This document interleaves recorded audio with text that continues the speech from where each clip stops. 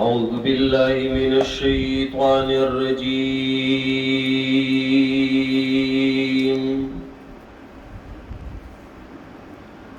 بسم الله الرحمن الرحيم.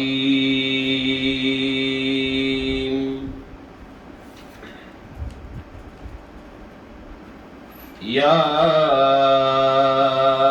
أيها الذين آمنوا اتقوا الله وابتغوا إليه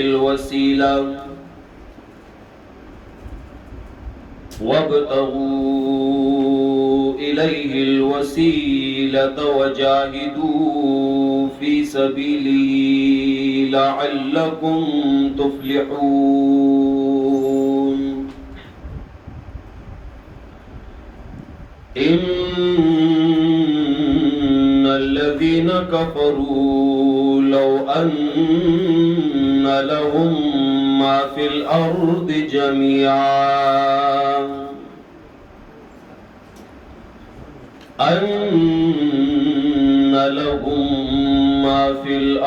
جميعا ومثله معه ليفتدوا به من عذاب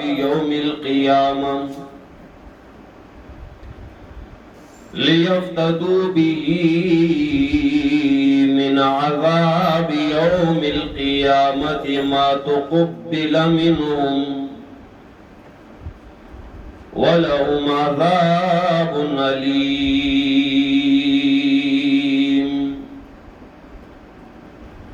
يريدون أن يخرجوا من النار وما هم بخارجين منها ولهم عذاب مقيم. والسارق والسارقة فاقطعوا أيديهما جزاء بما كسبا نكالا من الله والله عزيز حكيم. فمن تاب من بعد ظلمه وأصلح فإن الله يتوب عليه إن الله غفور رحيم. ألم تعلم أن الله له ملك السماوات والأرض يعذب من يشاء ويغفر لمن يشاء والله على كل شيء قدير.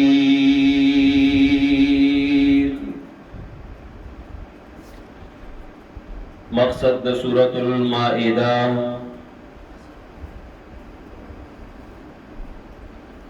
بیان داغ سلور مسلو چه دا حقی تعلق دا حل حرمت سره دی.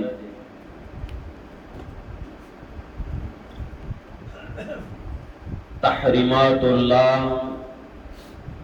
تحریمات العباد، نذور اللہ او نذور العباد. و دی صورت کی دا سلور مسائل بیانی کی چه دا دی تعلق دا حل حرمت دا حلال او دا حرام سره دی. او دا مسائل منگا دا شرک پا اقسامو کی دا شرک فعلی تحت داغی دا لاندم بیانو. پدی کی دو مسئلے جائز دی اور دو مسئلے ناجائز دی. اولا مسئلہ تحریمات اللہ اور ترین مسئلہ نذور اللہ. دا جائز مسائل دی، دا با ہر یو مسلمان کئی. او دو مسائل پدی کی ناجائز دیو تحریمات العباد چاغت دویم مسئلہ دا او بل نزور العباد چاغت سلورم مسئلہ دا دا ناجائز دی تحریمات اللہ تعالی چکم اشیاء حرام کری دی داغی حرام گڑل داستا دپار لازم دی اغین وزان ساتی نزور اللہ دا اللہ پنوم باندی منختی نظر نیاز کول دام کتا یو سیز باندی منختو کا دام پتا لازم دی دا بم کی او دا جائز دی دا اللہ حرام ہوتا حرام ویل دا اللہ حلال ہوتا حلال ویل دارنگ دا اللہ پنوم باندی نظر نیاز کول دا جائز دی دا بکی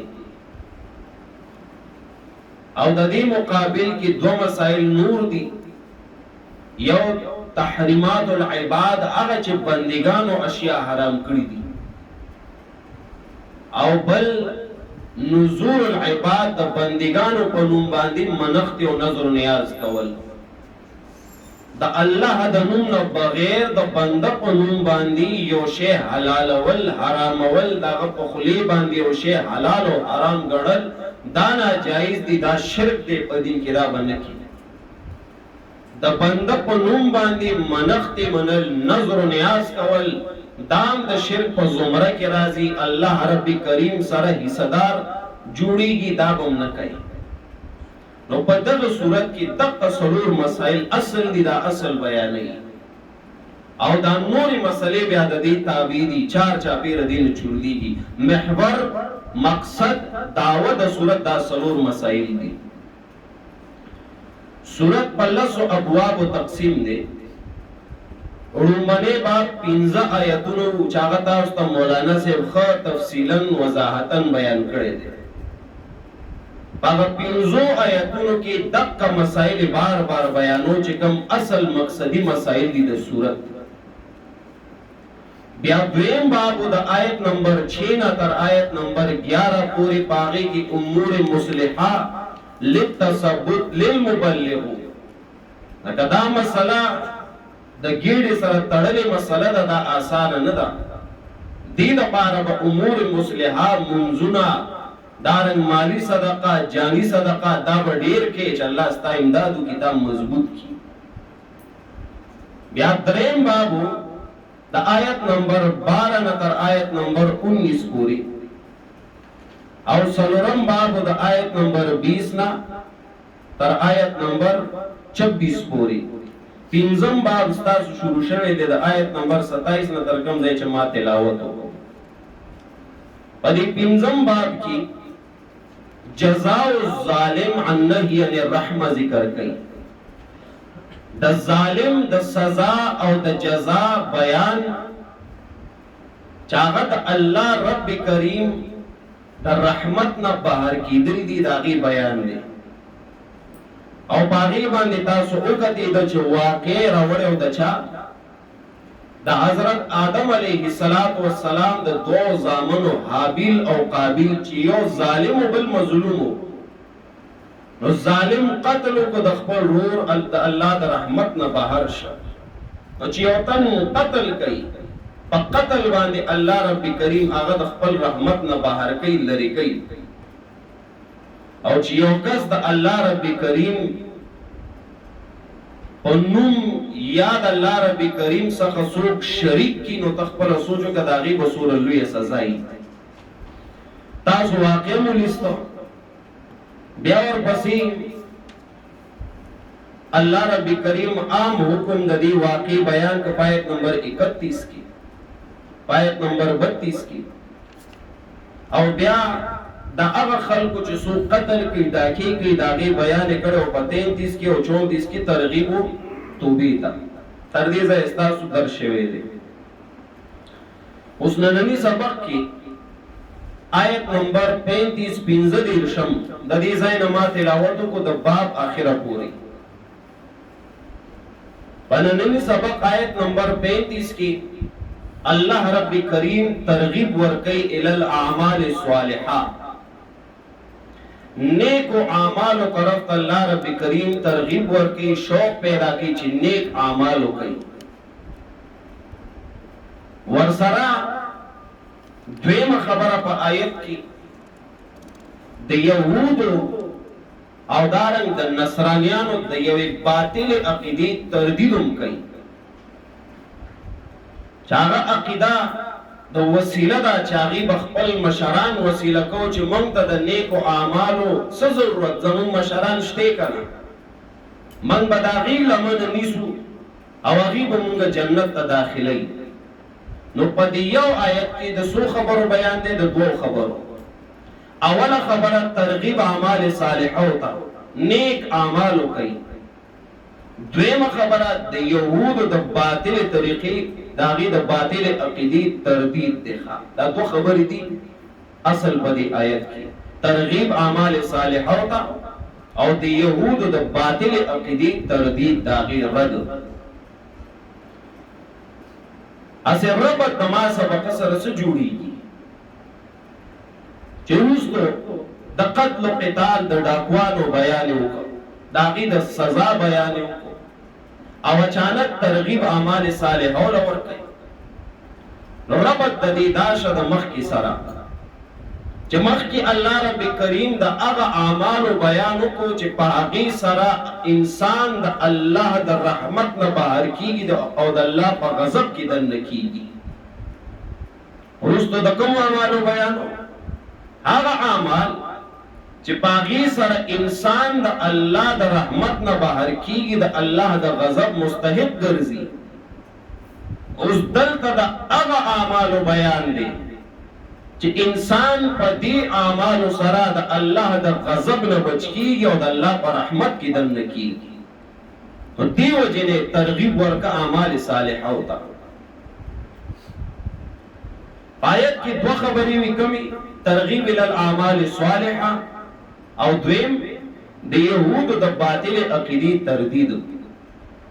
بل په دې آیت کې ترغیب په داسې انداز ورکوي اعمال صالحو ته چې درې اوامر په آیت کې ذکر کوي. سوره جی درې اوامر، هغه اوامر پهله وشماري، پای ایکولی کې چې خپل قرآني بیا مخکې پای باندې وضاحت کوو. لومړی امر دی یا ایها الذین آمنوا اتقوا الله، نو دا اتقوا الله په دې باندې ایکولی کوي، دا لومړی امر دی. دا الله نه ویریږئ، مسله بیان کی د حل حرمت.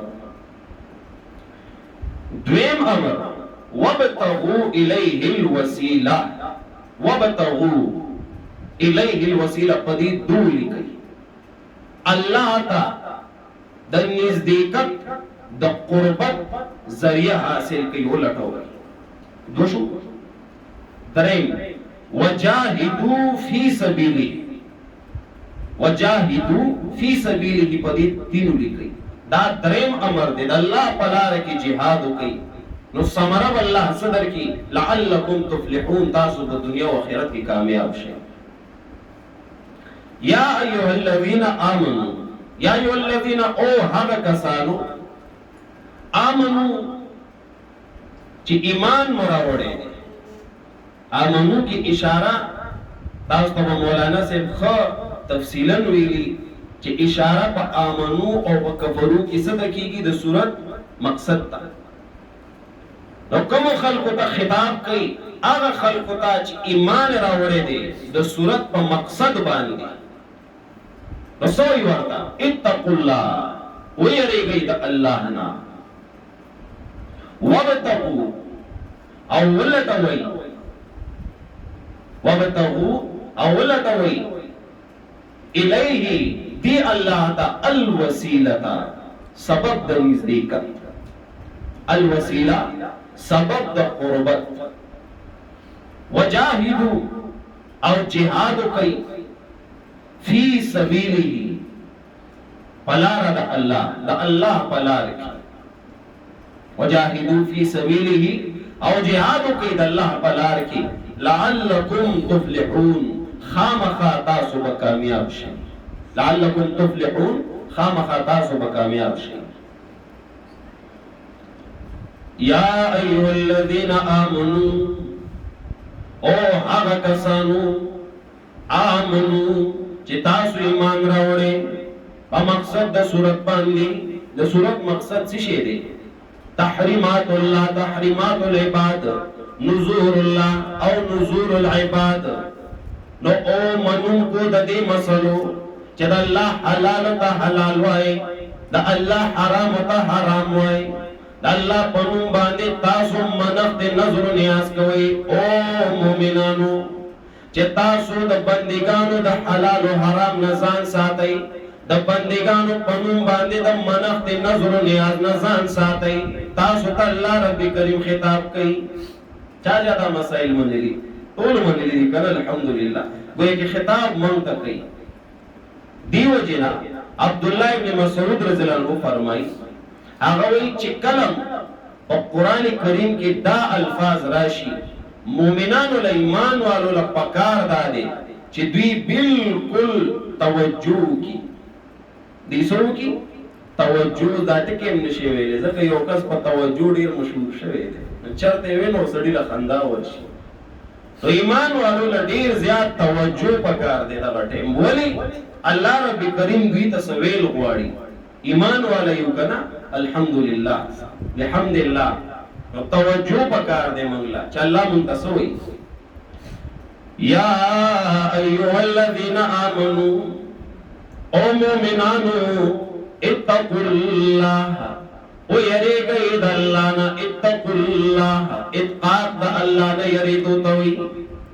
نو مانس شوا چې الله نه ویریږئ. څه مطلب؟ الله نه ویریږئ یعنی الله چې تاسو ته کوم حکم کړی هغه ومنئ. او په صورت کې کوم حکم دی؟ دا څلور مسائل دي.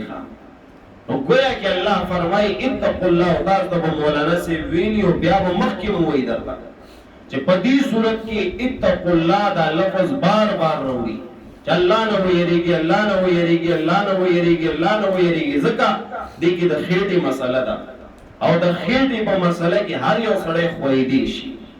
د دې وجه نه اول امر درته وکړو د الله نه ویریږه، ورې د الله خلافونه کی، د الله نه بغیر د بل چا حلال او حرامونه مني، د الله نه بغیر د بل چا په نوم منښت نظر نیاز ونه کی، د الله نه ویریږه. دویم امر وابتغوا الیه الوسیله. اول توئی الیه دی الله تا الوسیله، سبب د نزدېکت، سبب د قربت. الله ته نزدېکت ولټوي، الله ته ځان نږدې کوي، الله ته ځان قریب کوي. او مومنانو اول درته وایي د الله نه ویریږئ. دویم څه وایي؟ الله نه چې ویریږئ نو څه وکړه؟ الله ته ځان نږدې کا، الله ته ځان قریب کا. بیا څه وایي؟ وجاهدوا فی سبیلی، او جهاد کوي په لار د الله. د الله په لار کې تاسو جهاد کوي. کاغذ تبلیغ د قرآن کریم جهادی، کاغذ جهاد بالسیفی، کاغذ جهاد مع نفسی، کاغذ جهاد مع شیطانی. آریو قسم د جهاد د جاهدو د لاندې داخل دی، او د وقت سره د وقت ضرورت سره بلګي. جهاد اقسام تاسو ته مولانا سے بقره 177 دلالې ووی دي. جهاد څو قسم دي، داغي مراتب، داغي منازل او څه به تاسو ته بیان کړی. نو دریم مرسکی وجاهدوا فی سبیله، او جهاد کوي په لار د الله. د الله په لار کې تاسو جهاد کوي. اوس دلته د الله لار کې جهاد څه شی دی؟ د دې څلورو مسلو بیان کول، د لومبني او درېمې مسلې د عقیدې پرچار کول، د دویمې او څلورمې مسلې د عقیدې نه ممانعت کول. دغه جهاد دی. نو جهاد وکړئ، کمال یې وکړو. اول واتقوا الله، بیا وی وجاهدوا فی سبیلی، او پمنس کی وی وابتغوا الیه الوسیله. اشاره ست کوي چې تاسو د الله نه ویریږئ، جهاد کوي. نو د دې په ذریعہ به تاسو څه شئ؟ الله ته نږدې شئ.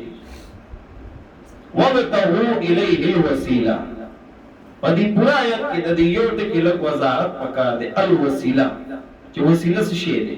باقی اتقوا الله جاهدوا فی سبیله لعلکم تفلحون دا ټول آسان دي. صرف دې کې دا الوسیله لفظ په دې لږ شانتي وضاحت کو، ازي تفصیل په دې ډیر زیات دي، لګي هفته کې نه ختميږي، خو مختصر اختصار سره کوشش کو چې تاسو ته بیان کو کویدو کوشش وکړئ. اوله خبره چې الوسیله د دین مراد څه شی دی؟ ځکه وضاحت هم په دې دی وجه نه کوم چې په دې کې اکثر خلک غلطي کوي او د دغه ځینه د یوې باطل عقیدې ایجاد کوي خلک. هغه وی وبتغوا الیه الوسیله، الله فرمایي اولټوي دی الله ته وسیله، الله ته وسیله اولټوي. نو څوک اعلان شي ګرځي را ګرځي، نو چې وګرځي دي تا ته نیکان خلق ملو شي، چې وګرځي دي تا ته بدوچته خلق قبرونه ملو شي، نو بس دین اوچته وسیله صدا ادا الله ته وسیله کی او د دې په ذریعہ د الله نه غواړه او په دې د الله حکم دی، د الله امر دی، الله بدل درکړي. نو دین یو باطل عقیده وروته چې تلار ش قبر تا تلار ش بابا تا او ته بابا سکا الله ته وسیله کوم د دې بابا په ذریعہ باندې. وسیله معنی سکی جی وسیله معنی سکی ذریعہ د بابا په ذریعہ باندې بزد الله نه غواړه. وې په منځ کې د جج او د ملزم د مجرم په منځ کې وسیله سوکی وکیلی، وسیله سوکی ذریعہ وکیلی خبره اترې هغه صفائی د تن هغه کوي ورته. نو دا کارن هغه وي زه مجرم یم، الله جج دی او زمون په منځ کې بابا وکیل دی. نو دا وسیله معنی سو کی ذریعہ.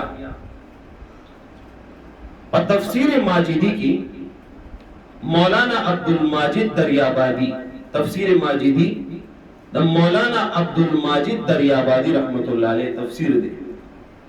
هغه په دې ځای د وسیله معنی ذکر کوي.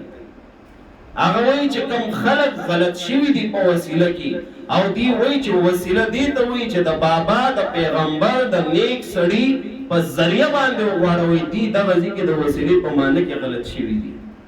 هغه وجه دا یو په عربی کې وسیله او یو زمون فارسی کې او په اردو کې او په پښتو کې دا لفظ د وسیله دی. دا عربی کولی دا جدا وسیله دا غي معنی جدای، بل خو زمون په دې جو اردو فارسی پښتو کې وسیله یو جدا لفظ دی او د دې جدا معنی ده. دا ډېر الفاظ دي چې په فارسی کې باغ یو سیستم اردو ته چوړې پښتو ته هغه بل سیستم وي. ډېر کار الفاظ دي پای کې یو لفظ دا وسیله. عربی کې وسیله چې ته وګوري ا جدا شی دی او په اردو کې چې وګوري جدا شی دی. دغه ځکه علما مولیان صاحبان غلط شوی دي، اغه د عربی وسیله راغسته او د معنی ورته د اردو د پښتو د فارسی کړي دی وجه نه باطل عقیده راوته. دا مولانا عبدالماجد دریابادی وایي وسیله چې کم من په اردو کې ذکر کوو دا غي معنی سره وسیله په معنی د ذریعہ لکه دریم چرته خېږي او دریم چرته د سشي په ذریعہ خېږي د پوړو په ذریعہ دغه پوړې دا ذریعہ دا ستا وسیله دا جدا ده. اردو کې وسیله جدا شي او یو په عربی کې وي هغه په عربی کې وسیله جدا شي دی. وسیله په عربی کې قربت نزدېکت ته ویل شي، وایي په معنا په دې ځان پوه کوي. په عربی کې به د وسیله معنی صحیح جی قربت نزدېکت، په اردو کې به د وسیله معنی صحیح ذریعہ. زمکه او اسمان فرق دی پکې، قربت او ذریعہ په دې کې سوره فرق شته. چې صرف په دغه فرق باندې ته یو کس پوه کی ان شاء الله هغه به دا غلطي عقیده قائل باطل شي یا به وزي خامخا. دا خو د دې د پښتو او د عربی لنډه معنی شو. اوس موږ راځو صرف د دې عربی د ټکی باندې لګي خبرې کوو چې وسیله څه شی دی. اول به تاسو ته د وسیلې لغوي معنی کوم چې په لغت کې څه ته وایي وسیله. په دویم نمبر کې تاسو ته په اصطلاحي معنی کوم چې په اصطلاح شریعت کې وسیلې نه څه مراد دي. او په دریم نمبر کې د وسیلې اقسام به ذکر کوو. چې وسیله په څو قسمه ده. نو درې خبرې شوي مونږ سره. اوله خبره څه ده؟ د وسیله لغوي معنی. ما سره وایي دا به تاسو ته یادېږي ورو. د وسیله لغوي معنی، دویمه د وسیله اصطلاحي معنی، او دریمه د وسیلې اقسام. وسیله په لغت کې څه ته وایي؟ قربت ته ویلی شي. یو معنی قربت دی د وسیله، او دا معنی قرآن په خپله کوي. لکه تاسو وګورئ سورۃ بنی اسرائیل، سورۃ بنی اسرائیل 15 سپارہ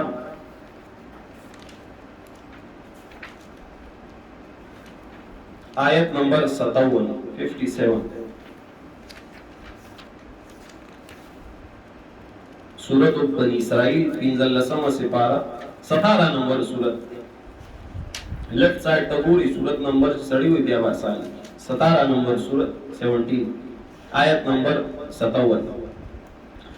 اولئک الذین یدعون یبتغون الی ربهم الوسیلہ، لټای دوی خپل رب ته الوسیلۃ وسیلہ. اوس وسیلہ څه شی دی؟ ګور الله په خپل داغي معنی دی. ایهم اقرب، کم یو د دین اقرب نږدې دی، قریب دی. وسیله څه ته وایي؟ قربت په لغت کې دا د قرآن نه ثابته شوه. یوه معنی په لغت کې وسیله څه شی شو؟ قربت. دویمه معنی په لغت کې وسیله څه ته وایي؟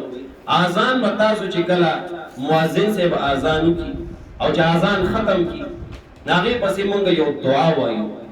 دعا څنګه وایي؟ اللهم رب هذه الدعوة التامة والصلاة القائمة، بیا څه وایو؟ آت محمد الوسیلہ. وایو که نه وایو؟ آت محمد علیه السلام لورکه څه شي؟ الوسیلہ. بعض خلک پوه نه شي، وایي وګوره د نبي علیه السلام په وسیله مونږ غواړو. مونږ وایو دلته هغه له غواړو نه، مونږ هغه نه غواړو نه، مونږ وایو چې هغه له ورکه الوسیله، وسیله ورله ورکه. صحابه عرض کو د رسول الله صلی الله علیه وسلم نه حدیث کې راځي چې رسول الله مونږ په اذان نه پس چې کوم دعای او هغه دعا مونږ وایو، نو هغه دعا کې مونږ ستاسو د پاره غواړو آت محمد الوسیلہ، محمد علیه السلام له وسیله ورکا. الله رسول دا وسیله څه شی دی چې مونږ ته د پاره غواړو؟ الله حبیب ورته وایي دا په جنت کې یو مقام دی، یو اوچت مقام دی چې هغه صرف یو کس له ورکول کی، یو کس له ورکوي الله. او تاسو چې اذان کې دا دعا غواړئ زما د پاره، نو که الله مال راکړو چا دا دعا وایي زه به د دې سړي سفارش کوم. په دې وجې چې اذان کېږي، اذان واوره، هغې پسې فلفور دا دعا ووایه، د دعا په دې معنو باندې ځان پوه کړو، په ژړا وغواړه د الله رسول دپاره. انشاءالله انشاءالله من ګناهګار خلک یو، د قیامت په ورځ به د الله حبیب زمون سفارش خامخا کوي. الله دې موږ ته نصیب کړي. نو دویمه معنی د وسیله څه شوه؟ مقام په جنت کې. ماشاءالله دویمه معنی مقام په جنت کې. چا هم درته ووایي وسیله وسیله، ورته بهي ته وسیله څه پېژنې؟ وسیله ورته لغت کې څه ته وایي، وسیله په اصطلاح کې څه ته وایي. تا سره دوه معنی راغلي. اگه تا ته مال نه راځي تو وایه، ځان پویول غواړي ته بیا ورته شروع شه چې وسیله یو قربت ته ویلی شي، نزدېکت ته. او دویم معنی د وسیله جنت کې اوچت مقام، دا په لغت کې معنی شوي.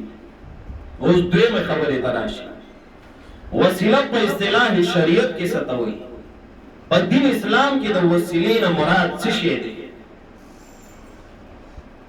یو کتاب دی د قرآن کریم مشکل الفاظ لیکلي، د هغې معنی لیکلي، المفردات په نوم باندې. تاسو به بار بار اورېدلي مولانا صاحب نه، استاد محترم نه په دوره کې افتوار درسونو کې هم تاسو اورېدلي. وسیله معنی المفردات کی، المفردات فی غریب القرآن. قرآن کریم مشکل الفاظ راغست داغی معنی کړي. امام راغب اصفهانی، امام راغب اصفهانی سواد سره لیکل کی. امام راغب اصفهانی داغه د کتاب څه نوم دی؟ المفردات. په المفردات کې هغه د وسیله معنی کې چې وسیله په عربی کې څه ته وایي هغه د وسیله معنی کې التقرب الى الله تعالی وسیله څه ته ویل شي قربت حاصلون الله رب کریم ته الله ته ځان نږدې کول دې ته څه وایي وسیله وایي دارنګ تفسیر ابو سعود دا یو تفسیر دی ابو سعود په نوم باندې مشهور تفسیر دی هغه معنی کوي د وسیله چې وسیله څه ته وایي ويتقرب به الى الله تعالی وسیله هغه شی دی چې په دې منګه الله ته څه کوو ځان نږدې کوو دا د وسیلې معنی ده اصطلاحي شریعت کې ګڼې حوالې دي د نورو تفاسیر قرطبي او مدارک او نور کتابونه دي بس دا ټول ډېر دي یو د امام راغب اصفهاني د کتاب حواله مې درکړه د امام راغب اصفهاني کتاب سو المفردات هغه معنی څه کې يتقرب الى الله الله ته نزدېکت دویم د تفسیر حواله مې درکړه تفسیر ابو سعود هغه مو يتقرب الى الله تعالی چې الله ته نزدېکت حاصلې نو اوس تاسو سره اصطلاحي معنی مراله چې په شریعت کې د وسیلې تعریف سو کول غواړي په دین اسلام کې تعریف کنا نو داغي تعریف وسه کې وسیله څه ته وایي الله ته نزدېکت الله ته قربت حاصلولو ته څه ویل شي وسیله دوه خبرې وشوي اوله خبره سوا د وسیله لغوي معنی سو معنی مونږ وکي دوا اوله معنی سوا قربت دویمه معنی سوا جنت کې او اوچت مقام بیا دویمه خبره مونږ وکا د وسیلې اصطلاحي معنی چې هغه ته مونږ تعریف وایو په الفاظو کې انګلیش کې ورته خلک ډیفینیشن وایي نو ډیفینیشن مونږ د وسیله سو التقرب الى الله بس دا یاد ساتي قربت الله ته نزدېکت الله ته دې څه ویل شي وسیله وایي د دوه کتابونو حواله مې درک درېمه خبره اقسام د وسیله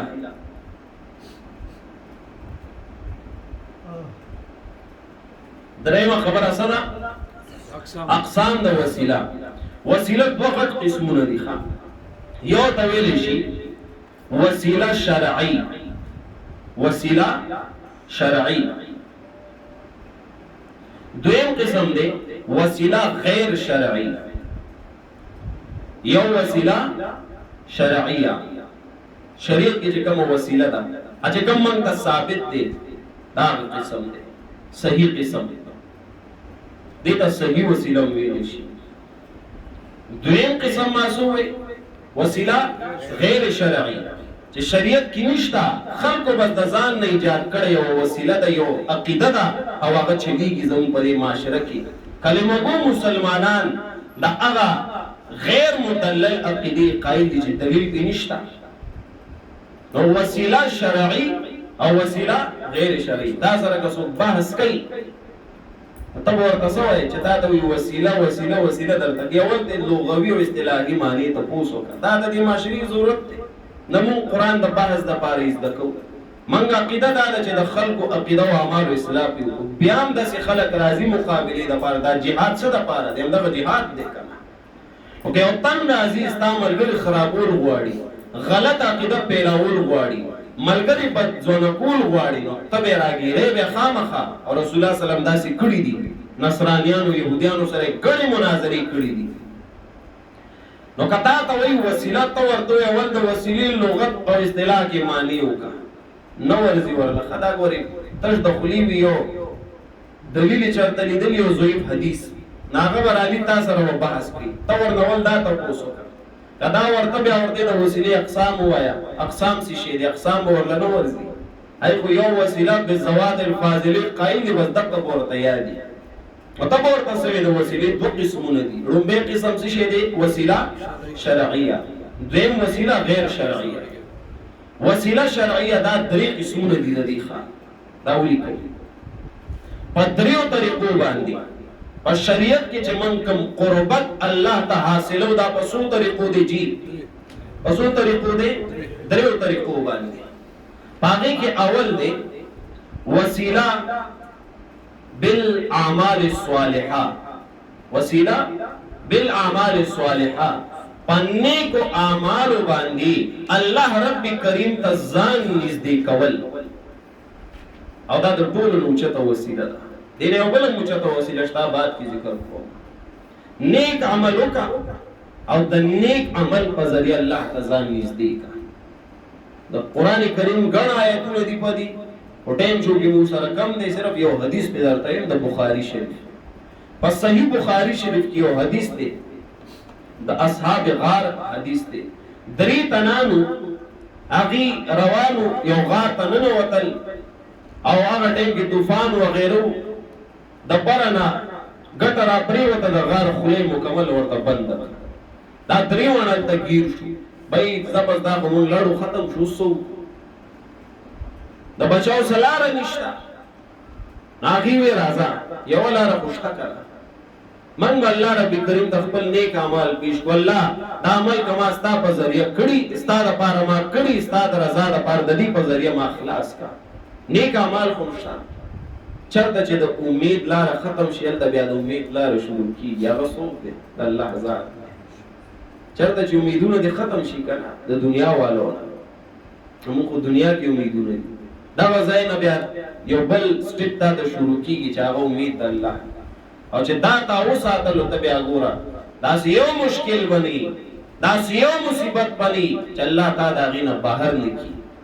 د دنیا لوی نه لوی مشکل دی ولی نه الله رب کریم بتا دا داسې لارې وباسي چې ستا ګمان کې بم نه او شرط سره دا زړه الله سره لګول. دې دریو کسانو ته لار نه معلومي یو لار ده الله او موږ سمات ګډ عمل کړی دا الله ته پیش کی او پدې کې یو د نوې یاره ما یو نیک عمل کړو دا الله ته پیش کوم ک الله د دې په ذریعہ ما خلاص انیک عمل سو وایزه چې بد شپې لم ترغیب زنور د کېدم تر سوچ مور پلار له ما په یو ګلاس نه ورکو غړي بيزي وي سرولې نو یوش بیا الله پای زما پلاس کې دی مور پلار می دوانه ودی وی خو مې نه پاسو مې نه چې خوب خراب نشي ولار ولار ولار تر دې چې په ما سحر شو نو چې سحر شو ما غیله په یو ګلاس ورکو زه تلاړم یا الله کدا عمل ما ستاد رضا د پاره کړی یا الله د دې عمل په ذریعہ باندې منګ دی مصیبت نه بچ کا چې وی داس شاغه ګټه معمولی غوندې خو دې د غار خپل لک شان دي کلاو شو او د دې امیدونو نورم سیوا شو د الله نه. مور پلار خدمت کوي ورونو مور پلار هغه می ودا چې یو ځل درنه لار غوري بیا نه راځي.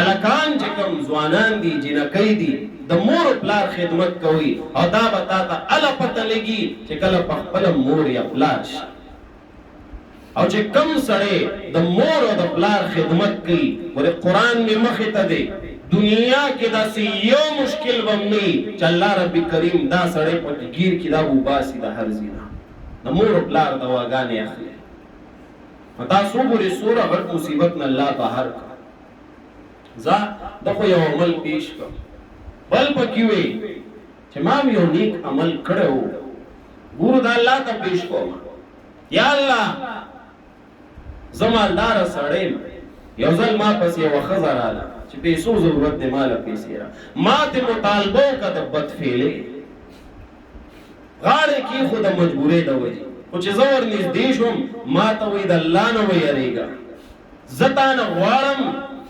مجبور یم او زه ډېر عزتمند د عزت او شرف والا کورنۍ سره تعلق لرم د الله نه وېریږي ما سره دا کارونه کی وې دغه ټیم کې چې ماته ستانو واغست یا الله زتا نه وېریدم زروست شو ماغله پیسې ورکې چې زه خوري آزاد یا الله قدامل ما استاد رضا د پاره کړی الله ته مونږ دې مصیبت نه بچ کا غرض شچاغه ګټه لګ نور مخکتر علی غار خپل نور مرته کولاو شو. الله رب کریم هر ځای استا اوري چې کوم ځکه سخت گیر شوې کنه بیا الله ته आवाज وکړه مونږ خو بس چې مصیبت راشي الله ته आवाज کو خوشاله کې خو بیا مونږ الله نه یاد ارسکو او چې سخت ذکر گیر شو کرے الله مپرید الله تا نه پریدي الله باندې امداد کی لوباسي باندې دریم تن پکې وې امام یو عمل کړو ګور الله ته پیش کوم سامل نکړ ما عمل کړو یو ځل زمانو کرانو یو نوکر ملار داغه تنخواه ما سره پاتې شو تنخواه را سره پاتې شو هغه لار ما پاغه پیسو باندې ګډه واغسته نو ګړي بچی کی داغه نه یو لوی رمو جوړ شو چې کله نوکر مې را پسې رالو ما ته وایي چې زما د یو میاشت تنخواه تاسو سره پاتې که هغه راله راکړئ. د نوکرانو خیال ساتل پکار ځکه د هغې نور څه آمدن نه وي، دیاري ماري مزدوراني. حدیث کې راځي داسې حدیث دی الفاظ دی وي چې د هغې د خولو د وچېدو نه مخکې هغه له د هغه پیسې ورسوه. ایساره وایي زموږ معاشره کې دا شی ډېر دی، ډېرې پازابو. نو وایي ما له چې رالو هغه تن ما ته یې ووایي چې زما تنخواه ما ورته چې دا ګډې بيزي دا روان که ځان سره. ما ورته چې ما سره ګپ ملګ وي هغه راته وایي ګپ را سره ملګ و زما د یو میاشت نه دا هغه تنخواه ده که نه. ما په هغې ګډه اخیستې او هغه بس دې نه دومره لوی څیز جوړ شو روانوي وي هغه چې کوم خوشحاله شه او ما دې کومې دواګانې وکړي. یا الله که دا عمل ما ستا د رضا دپاره کړي موږ د دې مصیبت نه خلاص که هغه ګټه ده غار د خولې نه لرې شو ووتېدل د الله په امداد سره. نو وسیله د نیک عمل تاسو څه نیک عمل کړي هغه الله ته وسیله کوي یو مشکل ته وګوره چې الله دې څنګه غیبي امداد کوي. نو دا لومبنۍ طریقه شوه د وسیله شرعي. الله ته نزدېکت په پس شي حاصلې په اعمال صالحو په نیکو اعمالو. دویمه طریقه وسیله بصفات الرحمانی یا باسماء الحسنى د الله په نومونو باندې الله ته ځان نږدې کول. او په دې باندې تاسو لږ وګورئ سورۃ الاعراف بصفات اسمانی صفات الرحمن د الله په صفاتو باندې یا باسماء الحسنى د الله په نومونو باندې. سورۃ الاعراف 9 سے پارہ آیت نمبر 180 180. وَلِلَّهِ الْأَسْمَاءُ الْحُسْنَى فَادْعُوهُ بِهَا وَذَرُوا الَّذِينَ يُلْحِدُونَ فِي أَسْمَائِهِ. وَلِلَّهِ الْأَسْمَاءُ الْحُسْنَى 180 نمبر آیت دے سورۃ الاعراف. او خاص اللہ لدی الاسماء نمون الحسنى خلی اللہ خلی نمون دی فدعوه بها پس غواړی د الله نه پدې نومونو سره د الله خلی نمون دی. رزق در سره نشته چغو وخا یا رزاق رزق را لراکا مشکل در باندې راغلی الله تچغو وخا لا اله الا انت سبحانك اني كنت من الظالمين. د الله په وسیله باندې د الله رب کریم نه امداد وغواړه. د الله خپل نومونه دي ګناهونه دي ډېر شوي دي یا غفور یا رحیم چغو وخا الله رب کریم نه وغواړه. ګناه در نشوي ګناه پټ ساتل غواړي یا ستار چغو وخا الله به دې پټو ساتي. د الله خپل نومونه دي د دې نومونو په ذریعه الله ته ځان څخه نږدې کا او وسیله یو په اعمال صالح او نیکو اعمالو باندې الله ته نږدې کېدی شي. دویمه طریقه چې الله ته ځان نږدې کې په څه باندې نږدې کې د الله په نومونو باندې. او دریم وسیله بالاحیاء په ژوندو باندې نیکان خلک ژوندي هغې باندې ځان الله ته نږدې کول. یو ګورې مړی ښه د مړو پکې څه کار نشته زه درته نیکان صالحان یادوم.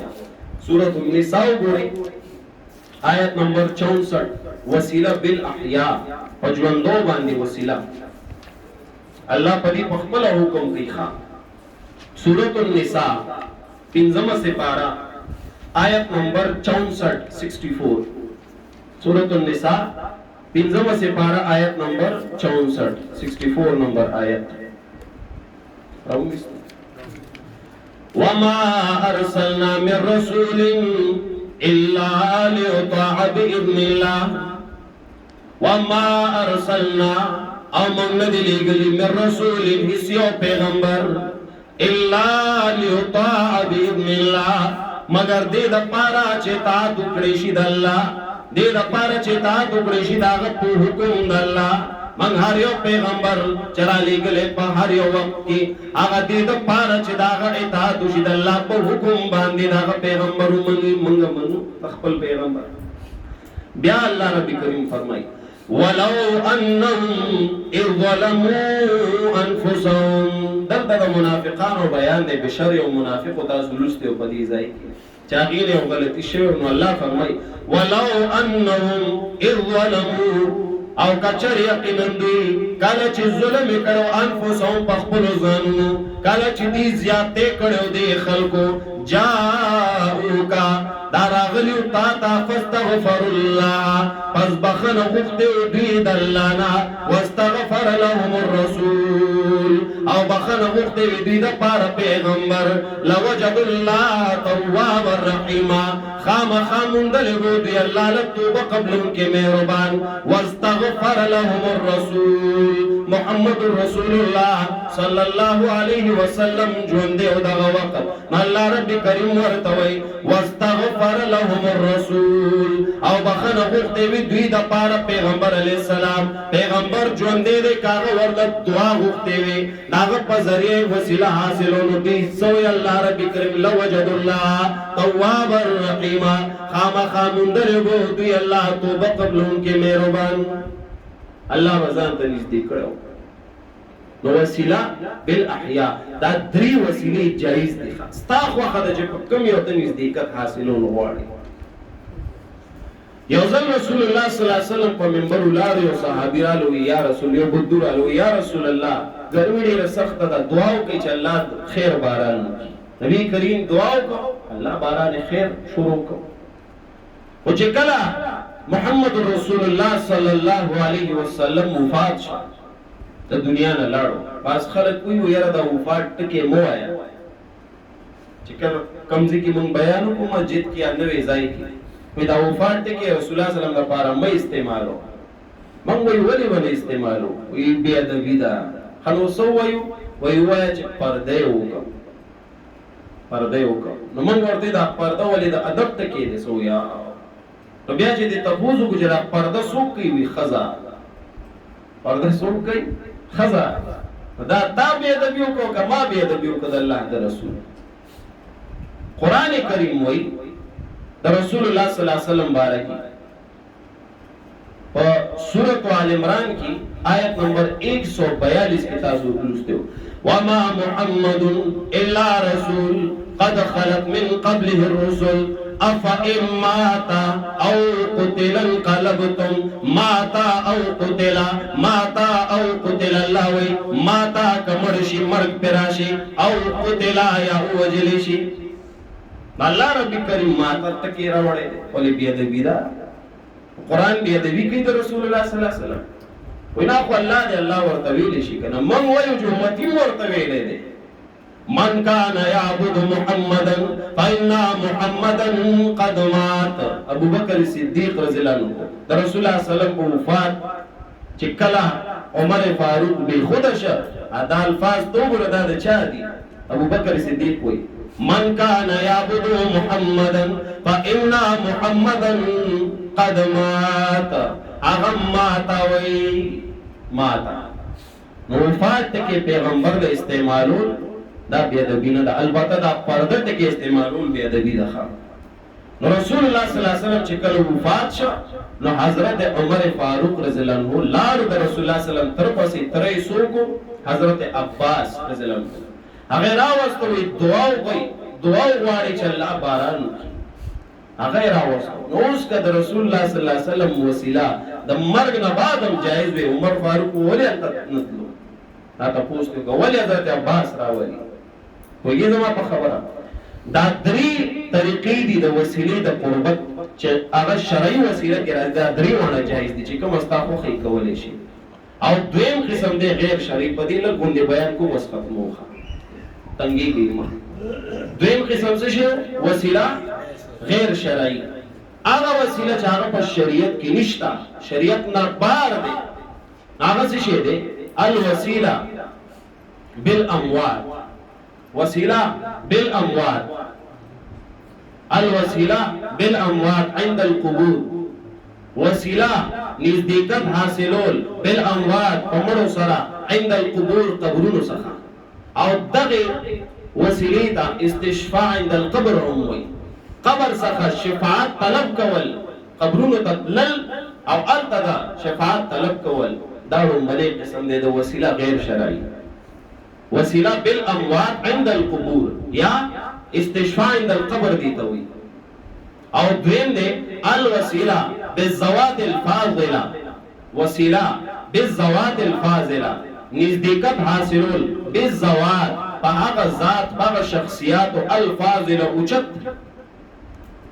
بعید من القبور د قبرونو لري کور کې ناس ته او ته د فلان کی سړي په وسیله باندې نو د دې دوه قسم دی او قبرونو سره چې قبر ته ورځي مقبره ته او دوی په کور کې چې تل نه سي او دا غسړي وسیله پیش کې چې الله مونږ داغه په برکت اوخه مونږ لا دا کار وکړو دا دوه قسمونه دي د وسیله غیر شرعي دا رومانه قسم چې دی الوسیله بالاموات وسیله فذریه د اموات او فذریه د مړو عند القبور قبرونو سره آیا دا په شریعت کې چرته شته چرته رسول الله صلی الله علیه وسلم یا صحابه دا ثابت دي چې عمر فاروق تلو ان تقوتی د رسول الله صلی الله علیه وسلم قران کې روایت سو خېل شي نه د دې پرد باندې تاسو ګوري سورۃ یونس لوګو ګوري دا قسمه عقیده د مکی د مشرکانو عقیده ده سورۃ یونس آیت نمبر 18 یو لسمه سپارہ زر روبا سے ٹائم کم دے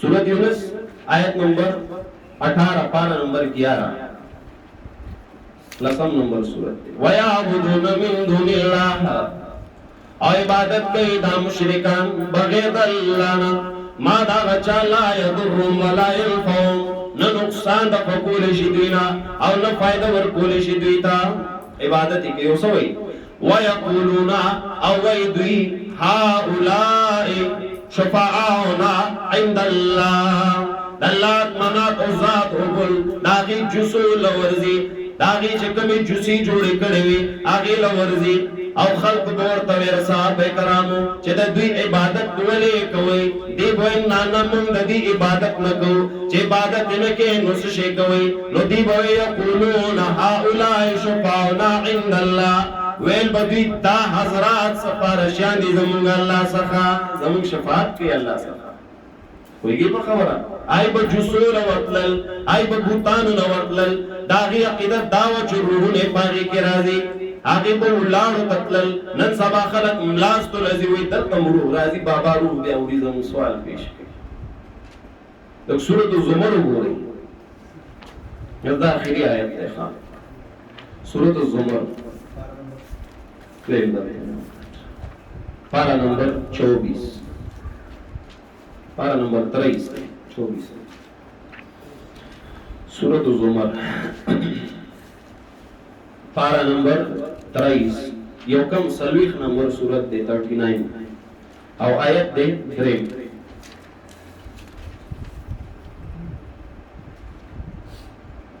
روما سلو سورۃ الزمر پارا نمبر 23 سورت نمبر 39 آیت 3 الا للہ الدین الخالص خبردار خاص اللہ لدے دنیا وازی والذین اتخذوا من دونه اولیاء او آکسان چنی ولدوی بغیر اللہ نا اولیاء وی بوتان دی من وی قرآن وی اولیاء دی قبرونو کی چکم مدفون پراتا دی بسوے ما نعبدهم منگا عبادت نکو دوی اللہ لیقربونا الاللہ ظلفا مگر دین پارا ورزو دویلا چی منگا نزدیکی اللہ تا ظلفا پدرج کی منگ صرف دیل ورزو چی منگا اللہ تا نزدیکی قبرون لمنگا سے نزو دا شاہ ولی اللہ رحمہ اللہ فتوہ دا پدی جسو قبر لذی پدینیت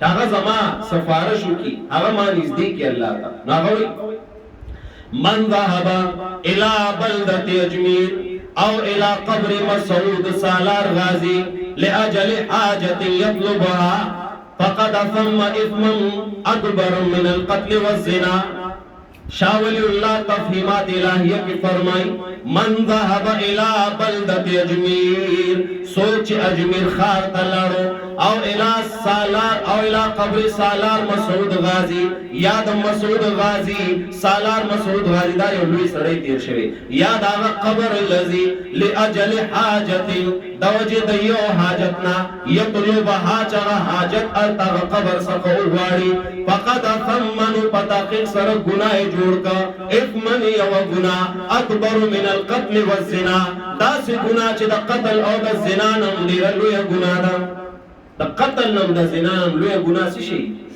شرک دی شرک یو کو دارن امام ابن تیمیہ رحمه الله فتوا ده پدې من ظن ان الدعاء عند القبور افضل من الدعاء في المساجد من ظن چاچ گمان کو من ظن ان الدعاء چاچ گمان قدر کو گمان صرف کو یقین نہ صرف گمان دارا ہے ان الدعاء یقینا دعا من ظن ان الدعاء عند القبور قبر سخطوا افضل من الدعاء في المساجد اغه دعا چې قبر نصر وخته شي اغه دعا ډیر اوچته ده دا دعا نه چې خلک په مساجدو کې غواړي امام ابن تیمیہ په فتوا لګي فقد كفر پتاقیق سره دا سره کافر شو او بیا وی پدی باندې سلور ائمه هغه متفق دي چې دا کافر دی قبر سقط لل الت دعا غختل الت حاجت غختل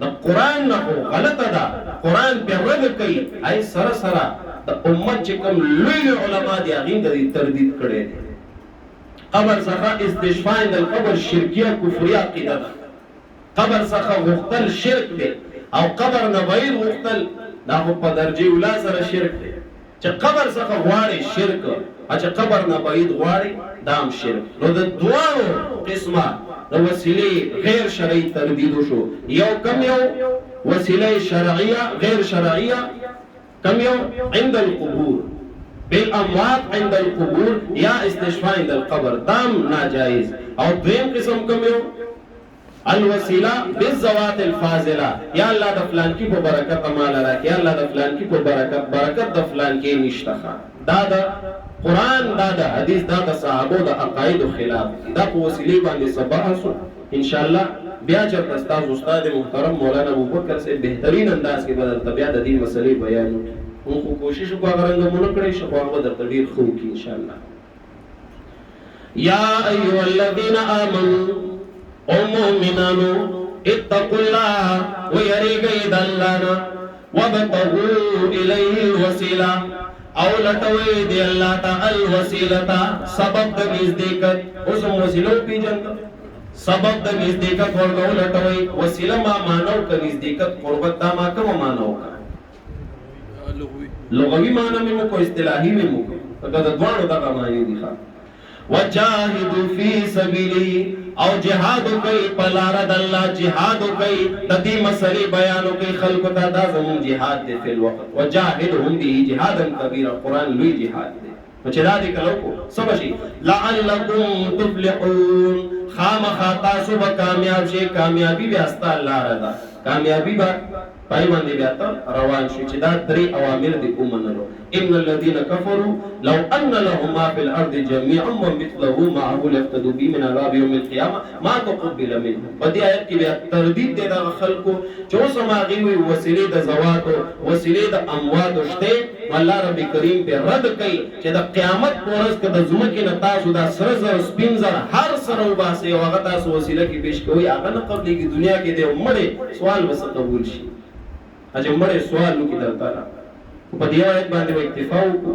په دې کې د وسیلې د وضاحت لګډیرو ځکه ما یو آیت وې ان شاء الله باقي سبق په بل ځل ویل شي ترجمه کوم وکي یا ایها الذين امنوا او هغه کسانو چې تاسو ایمان راوړې او مقصد د صورت اتقوا الله ويرجوا دلانا وابتغوا الیه الوسیله او لټوي دی الله ته سبب د نزدېکت په پس شیلته وای په اعمال صالحه باندې الله ته ځان نزدېک نیک اعمال شروع کا باغی الله ته ځان نزدېک دویم د الله نومونه بار بار وایا اسماء الحسنا باندې ځان الله ته نزدېک دریم لوی خلق لزا او هغه ته وای چې مال دعا کو د الله نه غواړه استاد لزی سبا سم جمعې درسي کړه لاړ شي وخت دعا را لوکا چې په دې عمل وکړي نو دریم داو کوي نو ان شاء الله الله ته ونږدې شي ښا وجاهدوا فی سبیلی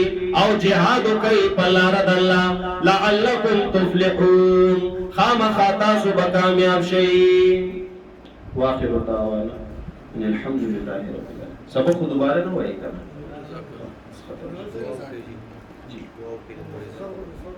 جی جی